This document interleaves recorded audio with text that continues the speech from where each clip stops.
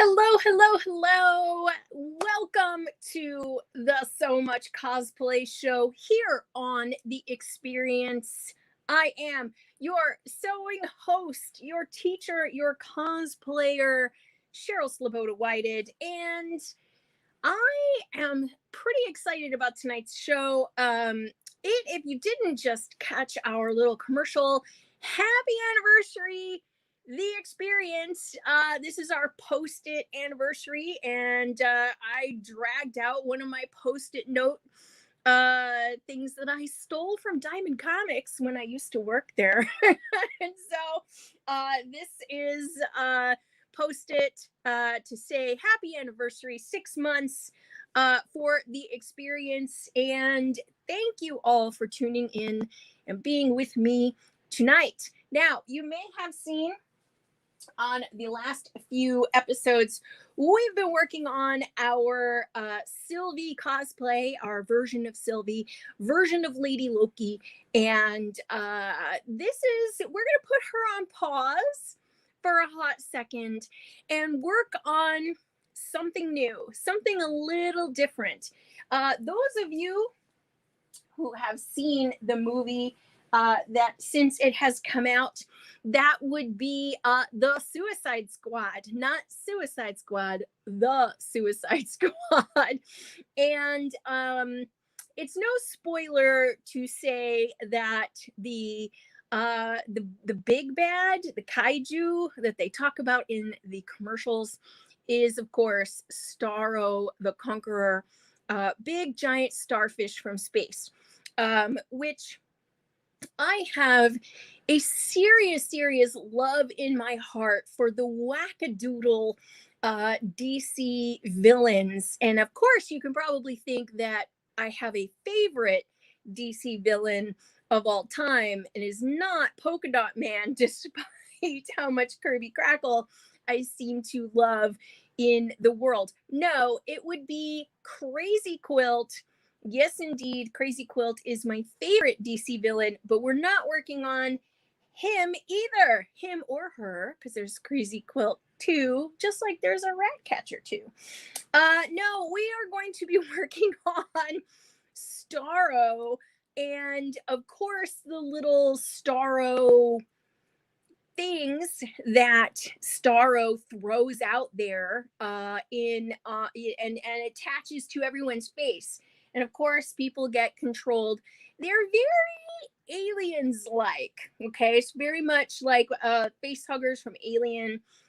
You have these little Starro things. Now, this is a freebie that I got from a San Diego Comic-Con, and I want to say this is probably close to 10 years old, this freebie, and I've had it in my collection this whole time. And who knew here it would be relevant again. So I dug this out. You can see it's been smushed a little. It's been in my cosplay closet. It's an easy casual cosplay. So what we're going to do is make a movie version of this Starro face hugger thing. And so I think that this will be a lot of fun. Now, here's the thing. We don't have any real photos to work from other than screen captures, which because this is a movie that is on HBO Max, I was able to stop the film, take a couple of good photos for myself. So I have that to work from, and we're going to talk about that a little bit as we go ahead and draft this as a pattern from scratch. The other thing is I want to try to build this without these crazy eye holes. I want to be able to see out of the face covering, but also figure out a way to disguise the eye holes so that you just have your face covered. So actually what was really helpful was digging this little mask thing out of my closet, because it does help me at least figure out a little bit from a construction standpoint what I need to do. And uh, there's some things that we can learn from this cheap giveaway mask from San Diego Comic-Con from ages ago, and how we can turn this into a new version of the Suicide Squad Starro mask. So I think we're ready to get started, aren't we? I think, sort of, kind of. All right, let's get going and bring in the wonderful cam here. And I'm bringing it nice and high because we need to take a look at this mask. And I noticed something right away that is going to help with the construction of this mask.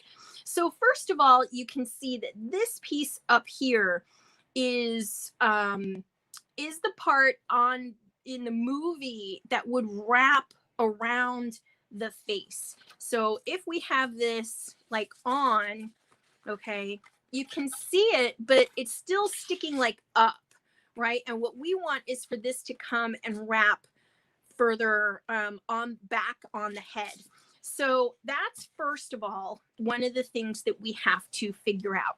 The other thing is that if you were to, and I'm just going to show you with my hand, if we measure here from the tip of the star point to the Starro eyeball, and we just bring that over to the top one, you can see right away that it is taller than these smaller ones on the bottom. The other thing is that these wrap more around the side of the face than they do hanging straight down. And another thing, we've got lots of changes we're going to make, is that you can see the characters' mouths underneath this portion of the mask. So in a way, this needs to bend further around the face, and we're not going to include these eye holes. Instead, if you saw the movie, the character has a really big central eye, and that central eye has like a more realistic eyeball. It's very much like Sauron from Lord of the Rings. Or, it's just constantly looking around, and it's kind of crazy. This is a very cartoony version, which is fine for this, but we're going to try to recreate the movie version. And what we need to do is use this is a baseball holder. Okay, so this is just something I've been hanging around. Decided to crack this baseball holder apart.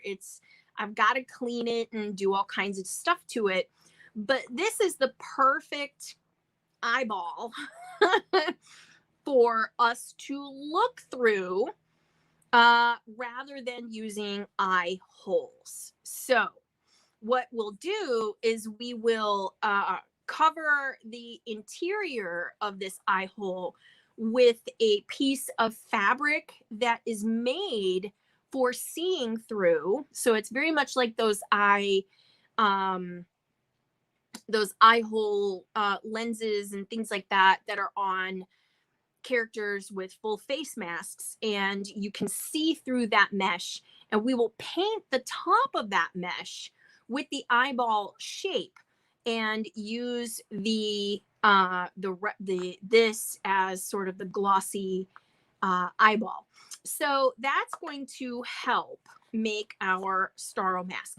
So we don't have a pattern, which means we need to make one. And we're going to use this little foamy guy as our starting base. And, again, this is a very much similar foam to the foam that we normally craft from. So we know that we can get this in a pretty decent shape. Now, it's funny down here. Again, this is like super licensed, right? Manufactured for Mattel, through and trademark of DC Comics. So, you know, this little handout, this little thing that I got from San Diego Comic-Con feels like a million years ago. All right, so now we're just gonna bring out a piece of paper. This is how we're going to do our pattern. And anytime you're looking at how do I take something from a movie or a TV show or what have you, you have to draft your patterns yourself. And I always start with a piece of paper like this. So we're just going to give you a little bit more bird's eye view. And I'm just going to take my pencil and draw around this existing mask. Now I'm going to understand that I'm going to move some things, change some things around. But this is what we got so far. And this is going to help decide where certain pieces and parts are going to go. Okay, so you cannot see that at all. So let me use my little eyeball here as a pattern weight. And what we're going to do is we're going to draft a Starro mask. Now, again, you can see these bottom ones, they are much shorter than the top one. And that's what we wanted. We knew that's what we wanted. And I'm just going to double check the placement here. Yep. We just wanted to make sure that this is going to go the way we want it. Now, I'm going to round out these star shapes. In the movie, he's very much like a giant starfish, so they're not as they're not straight up and down. The other thing we have to deal with here is this giant eyeball, and I feel like we're going to place it right about here. So we're just going to draw around that so we know where that is going to land. Now, the other parts here, we're going to end up cutting into our shape, our guy, like this. And we're going to move, I think, these bottom two. Because what we want is for these bottom tentacles, right? If this is our face, okay, the eyeball's going to be right about here, right here, so we can see out of it. It's also room for our nose. We'll probably end up fogging up our mask too much if we put it directly over our nose. But these bottom ones are going to come more to the side and down on our face more than they are covering our mouth. So we know that probably our bottom should stop probably about a half an inch below the eyeball. Anything more than that is going to cover our mouth, and that's not how the character looks in the movie. So that means we're going to have to make an adjustment to these bottom pieces. So you can see, like, right here is about a half an inch below our circle, and that's where we're going to redraft these two tentacles. So, I mean, just because I don't like to look at my previous lines, I feel like they are a hindrance to me sometimes thinking. I know that, like many artists, they don't erase, they just do whatever they need to do. Sorry, it's so shaky. I apologize. This is the way things are created. Okay, so now we need to redraw these bottom two tentacles so that they wrap more around the side of the face. And we want them to sort of look like tentacles. And we can do that. We're just trying to get a good eyeball of where these should stop. Okay. And we know we're going to split that there. And we're going to probably split this down the middle. I think this is a pretty good way. Because again, what you're going to assume is that your person's face, right, is here. Let's put your little happy face there, okay? So, and then under here you have your nose and your eyes. You're gonna sort of kind of see out of this mask. Now this tentacle again is gonna go up and over your head. These ones are gonna go very much to the side, and we can even redraft this line so that these, you know, again, all of these are going to wrap a lot around the head. And using this mask as a base and seeing how it wraps around the head. Okay, so I'm just going to move that all out of the way for a second. Okay, so we've got our mask. Now, again, see here, it covers the bottom of the face. We don't want that. And it does not quite go to each ear on this. And it does wrap around the top of the head, which is what it does in the movie. So I think that's great. Now, the reason that we have these cuts or these portions here is because we're going to cut this in a way that the we're going to angle this so that we get a tinted or you know, angled look to it.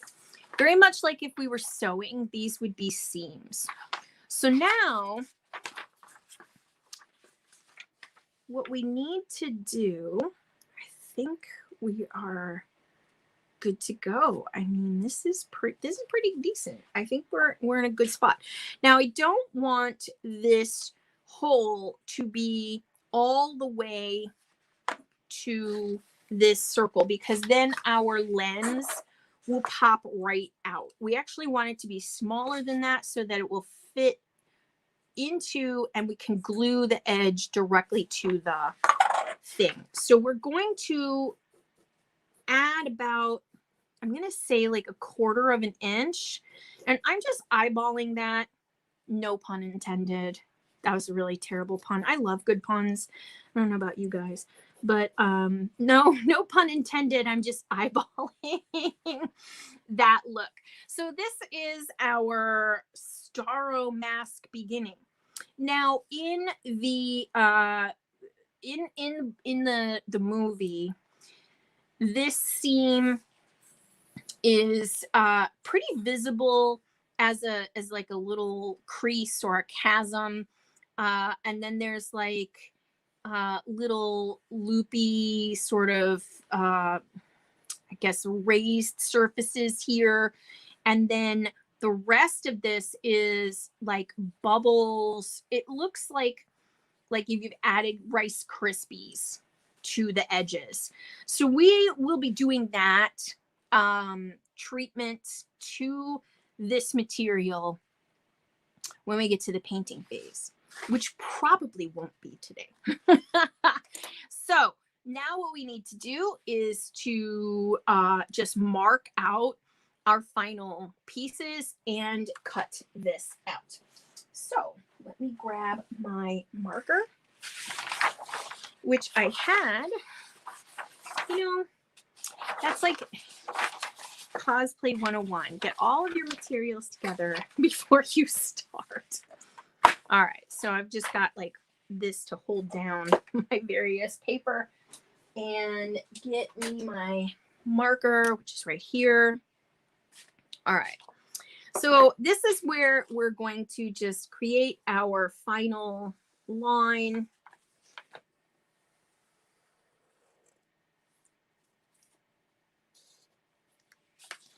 You're probably thinking, but Cheryl, that's not even on both sides. It's okay. I mean, you know, the Starro creature is an organic creature, and it I can't say it's from nature, but it's definitely not real. We can make it however we want. And so just remember that we're including that spot there.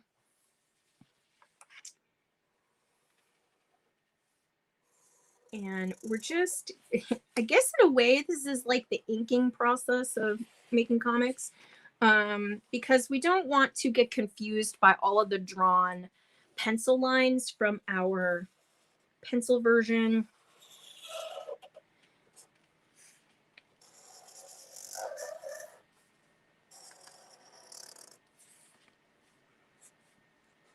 And these sections will now become our official mark, official pattern pieces. So what I like to do is to put on here left and right. And that was hard to write upside down.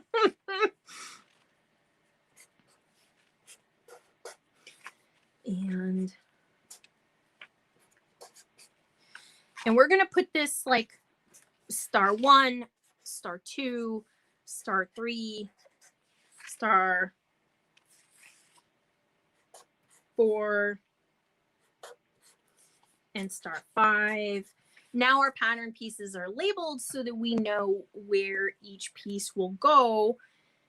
And we can start cutting this out. Now, you could cut this out with your paper scissors. I just find it faster to draw, or just do it with an X-Acto knife. And these pieces we're going to be cutting out of foam. As you may know, we carry the Hero brand line of EVA foam, and that is what we will be using today. Also, if you want, you can grab one of our X-Acto, or sorry, their Olfa craft knife on our website as well.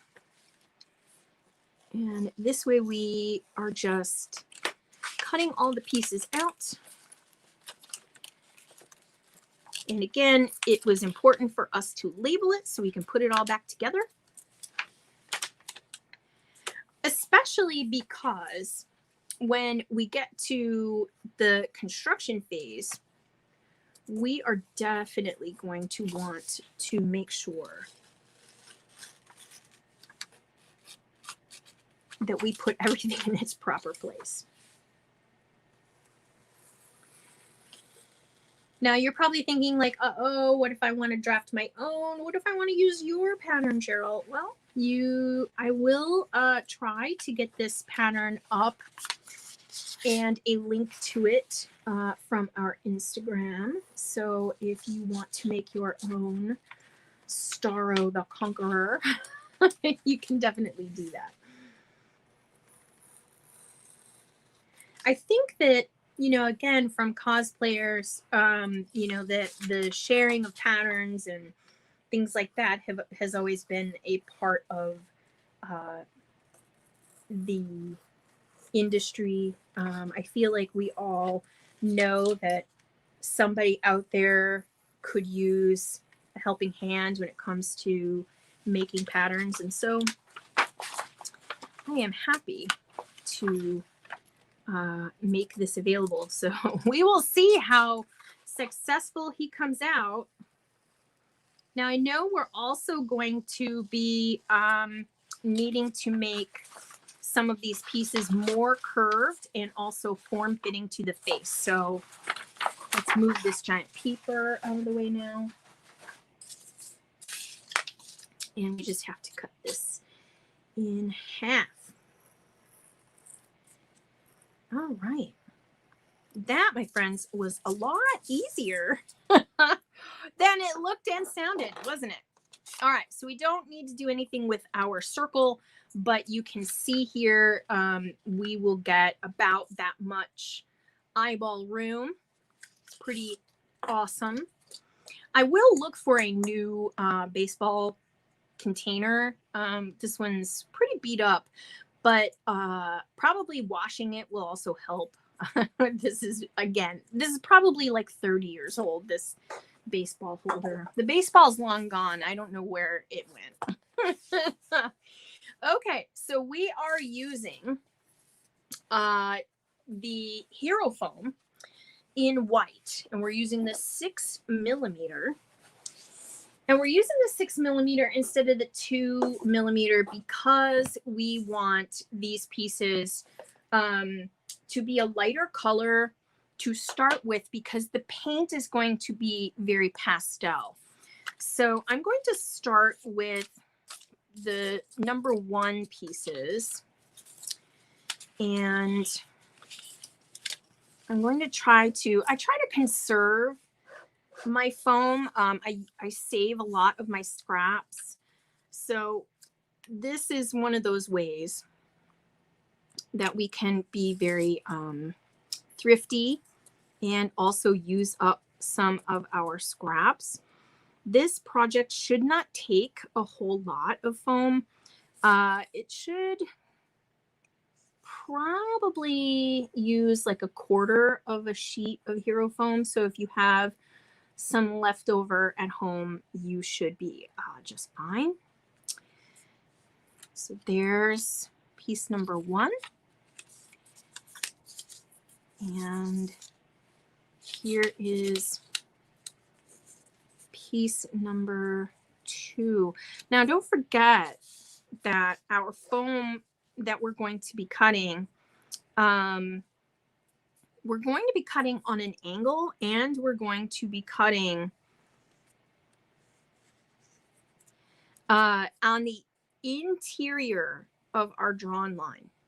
So our drawn line is, you know, again, if you cut on the outside of the drawn lines, then your piece is not going to fit properly.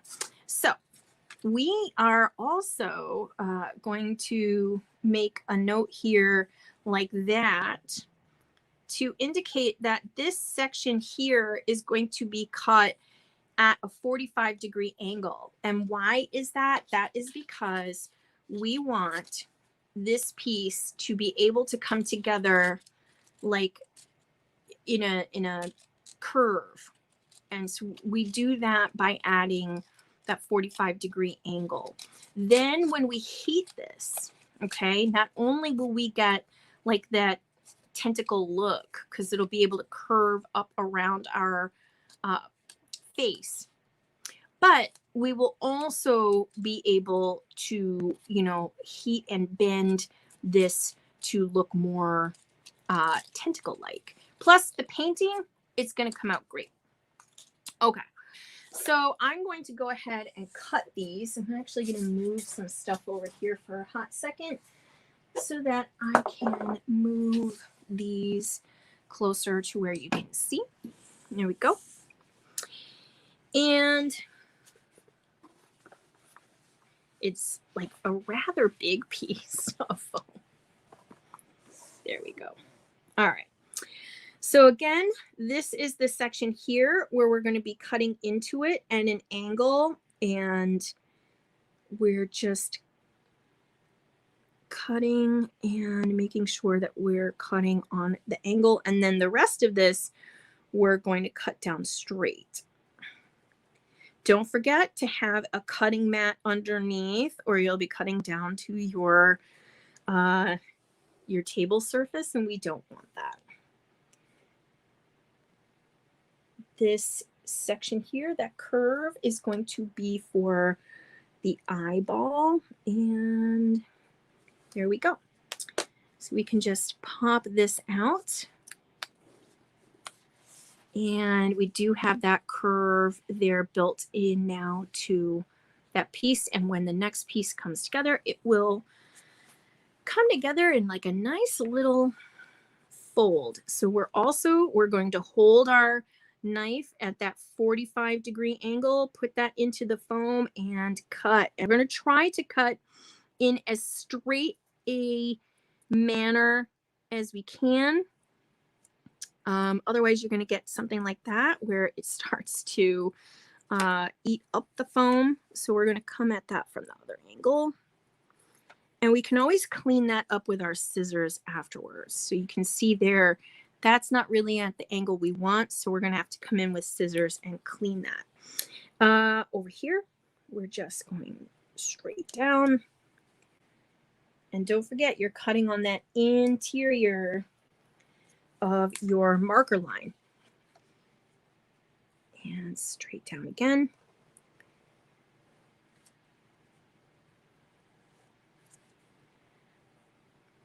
And it goes like pretty quickly.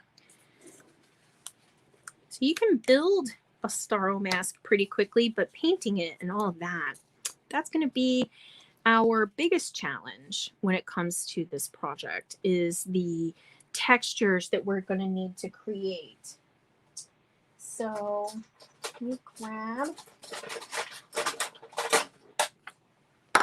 my scissor, and we're just going to try to clip that angle part there, which we just did. So there we go. Now, again, when I move these out of the way, and you can see here, right? When I glue these together, how curved this is going to look. See how that's going to curve together? So we're going to get that. Now, again, don't worry about the crease, because there's like a chasm on the Starro character there. It's like a crease. So we don't need to worry about that. Okay. Right. Sounds good. We've got star piece number 1. Now we need to go and do number 2. And again, I just try to find a section of the foam that works for me. Here's number 2. And when we dig through all of our pieces, here is the other one. And we can just tell where they go because of the left and the right part, but also because of the curve of the eyeball section. We have to remember that that's going to be something as well. So we do want this part here in between the left and the right to be the part with our angle. And so that is the only thing that we need to remember. So we're going to go ahead and we're drawing here, and just remember that we're going to angle that side. So that's what we're reminding ourselves. Sounds good. There's the right. Let's do the left. And again, I just try to maximize the usage of my my scraps, because I don't want my pieces, I just don't like waste, you know. Some of these cosplay materials are not cheap. Okay. All right. So now remember this part here is at an angle. So we're going to go ahead and put our knife in at an angle and cut through. And then the rest we're just going to cut straight. If you ever get to a point and you're like, my pieces don't quite fit, it's probably because of where you are drawing your lines. And sometimes when we draw our lines, we don't draw them, you know, perfectly. And also like here, remember we needed to be on the interior, but that's a nice curve there.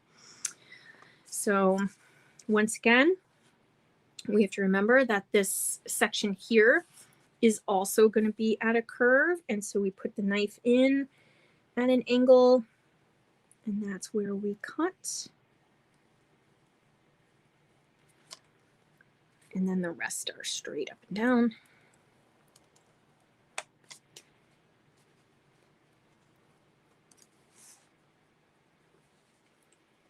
And our little eyeball section.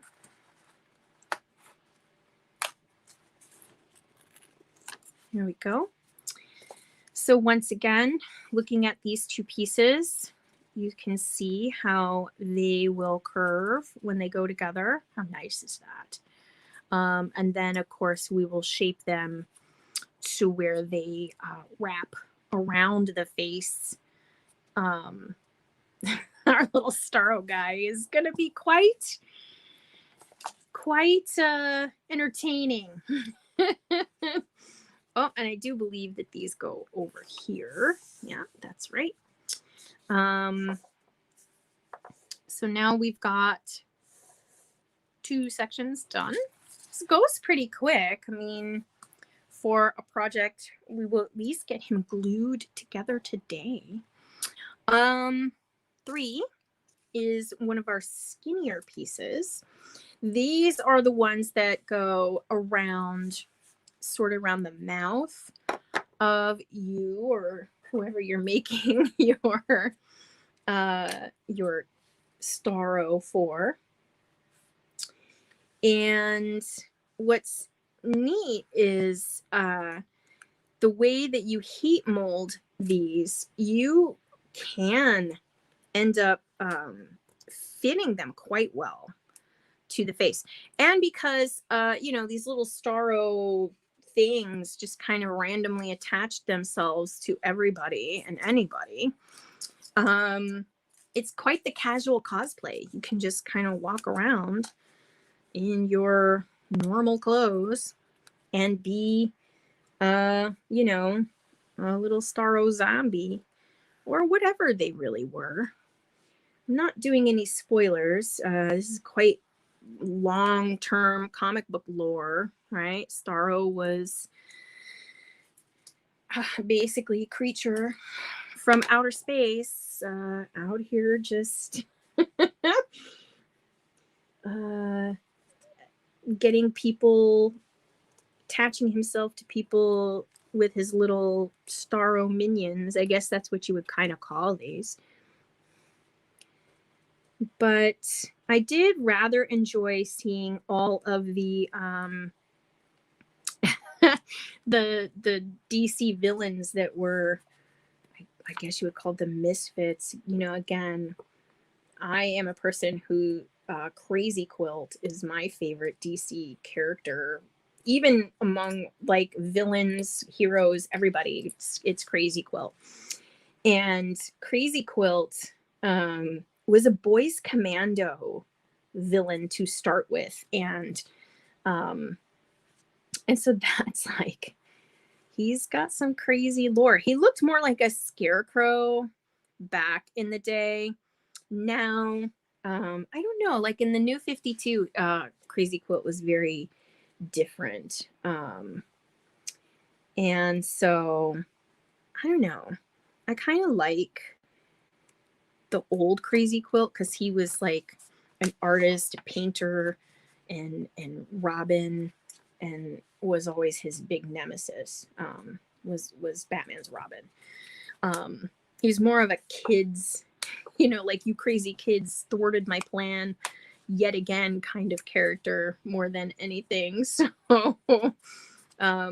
He was quite something, that is for sure. All right, so that's the third piece. That's going to be how that comes together. Again, we are getting very close to our Starro mask. I'm rather excited about this. I know it's super random,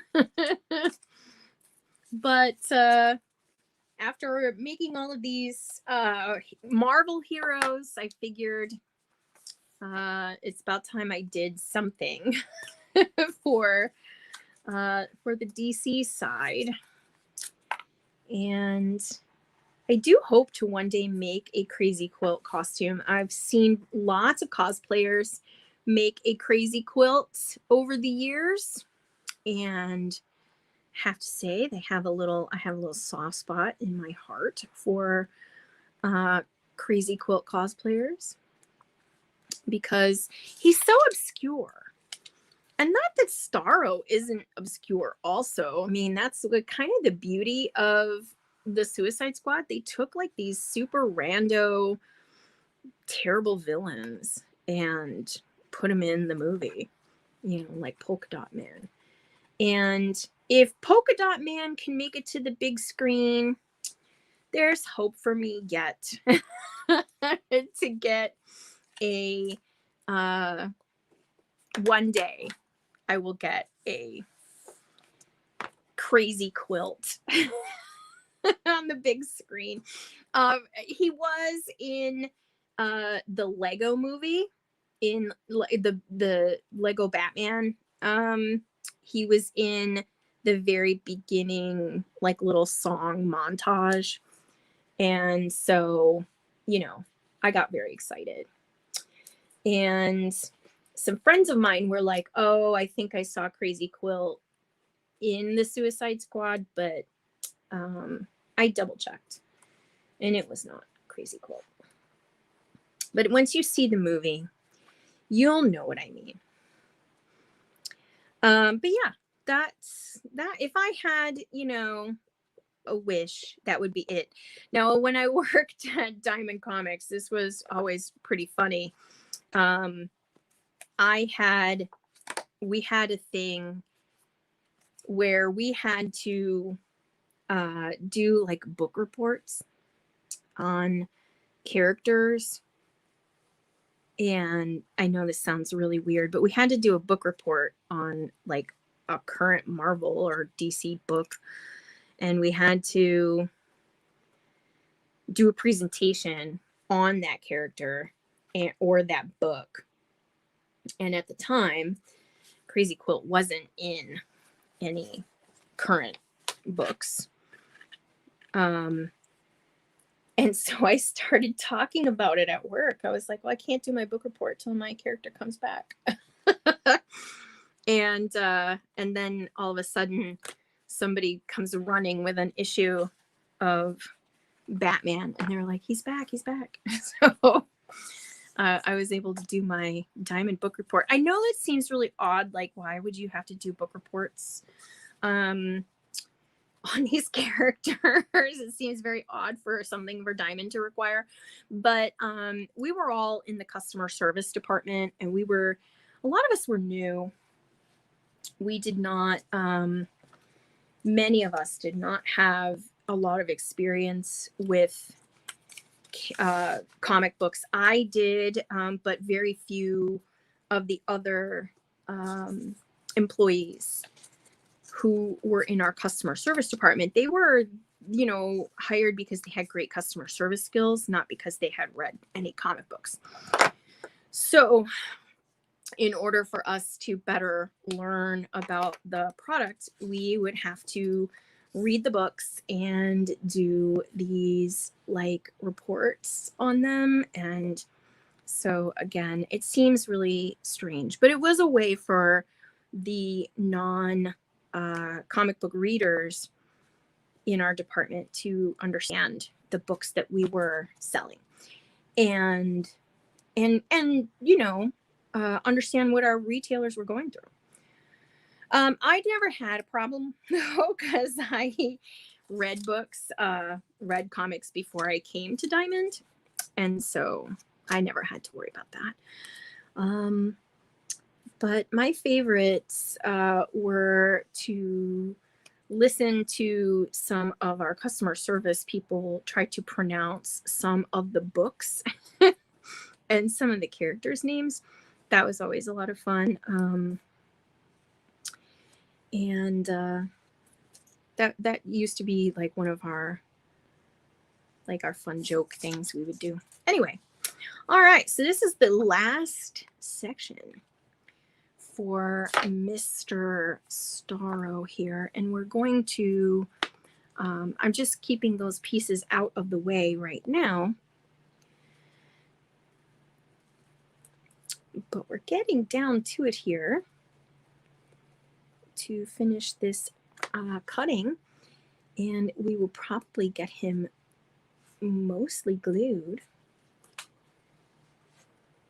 And then we really have to worry about the paint. I say worry, but we're not really worrying about the paint. The paint's going to be the paint. It's going to be, how can we get the texture of Starro from the movie? And how can we represent that in this flat foam? And I'm kind of excited to, experiment a little bit to try to get that to work. No, don't forget, this is that angled section. So I'm really cutting that at an angle. And then lastly, right here, right around the eyeball, pop this out. Whoop. Didn't cut all the way down. It's okay. Let's give that a second go. All right. So that really only took very little foam to make this. So, all right, let's bring this way up. Happy anniversary, the experience. 6 months we've been on the air, the airwaves, which is pretty cool. We've got this guy,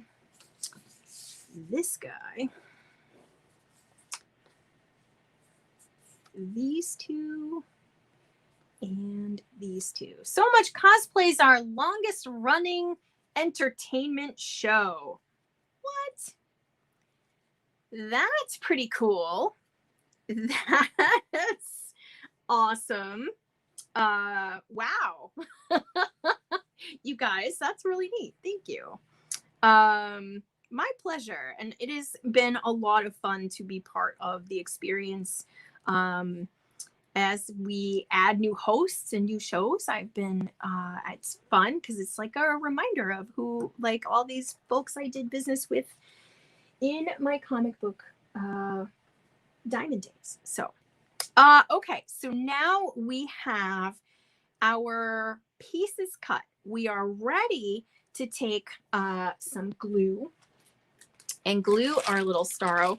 So you remember we're using contact cement, this goopy, icky, gross stuff.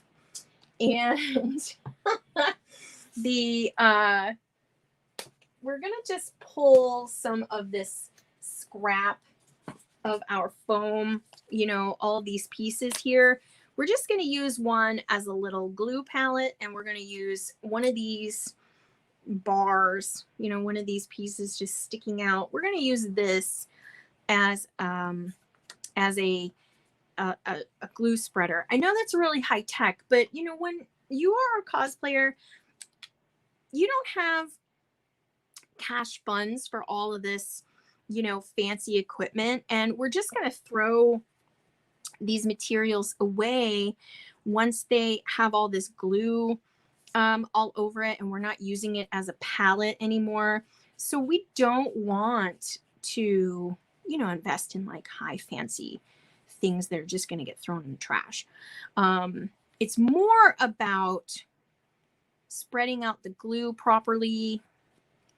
And as we've been talking about before, you're going to look in the light for any shininess that shininess is bad. Shininess is means the glue isn't dry. And so we're just going to put on enough so that it dries up quick and we can press these two pieces together. So I'm just going to lean that on another piece there. And, you know, again, we're trying to make this angle because, you know, Starro has like dimension to his body. I guess you would call it his body. Don't worry about that extra glue. That's on the back. No one's going to see it. We'll wipe as much of that off as we can. But we do just want to spread out the glue on this side here. And again, you are looking for any of those shiny spots. Those need to go away. We want those to be completely dry when we press these two edges together, because that edge is what is going to create the curve that we're looking for. Okay, so we're just going to wait another hot second. I can see just right there some little shininess. I got marker on my fingernails. All right, and I like to start down here at this eyeball edge where it's going to be noticeable that it is not a circle. And we're just going to press these together. Just be careful because this is a really super sticky glue, and once you stick it, it's pretty much stuck.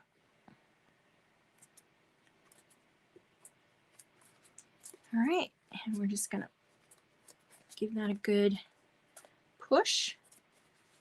And that's our first Starro piece. Now remember, this is the top or the head piece, and it's going to wrap sort of around the top of the head. So that piece is ready to go. Next, we're going to start with this section. This would be section number 2. And just like I said, just using that extra piece for a palette.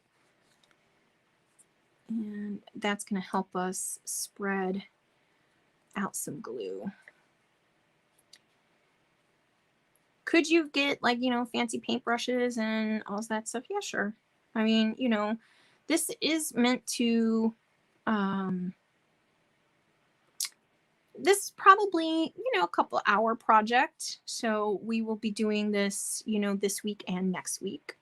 And then we'll get back to Sylvie. We also have a really cool project coming up. We have a Victorian version, or early Victorian, I should say, 1840s era cosplay to make for a Edgar Allan Poe event. So we'll be doing that coming up soon as well. So I'm kind of excited about that. I'm sure our buddy Kyle is very excited since that is a project for him. And so we've got lots of cool builds coming up. And of course, I like to throw in things like this for whatever's popular at the moment. And right now, Suicide Squad just came out, or The Suicide Squad just came out. And I like to do stuff like this because it's very topical. You can throw something like this together for a cosplay, you know, right before an event, and you'll, you know, your project will be like, oh man, that movie just came out. This is how it happens. This is how people get it done. All right, and so we're going to start at the circle end, which is that end down there.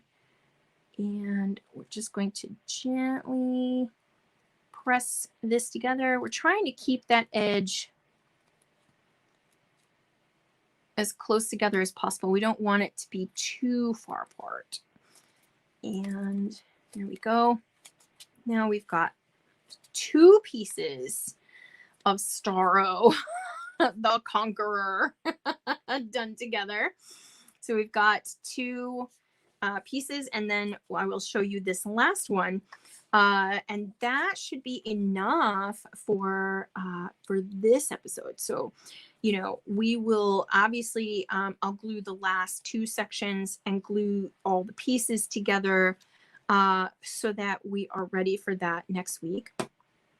But just so that you can see how this longer piece gets put together. But yeah, this is, again, these super topical cosplays. I'll never forget. Speaking of James Gunn, the second Guardians of the Galaxy came out. And of course, the big joke in that, installment for Guardians of the Galaxy was Yondu exclaiming that he's Mary Poppins. And at the very next convention that I went to, which, I mean, was literally the very next weekend. So Guardians of the Galaxy had come out Friday.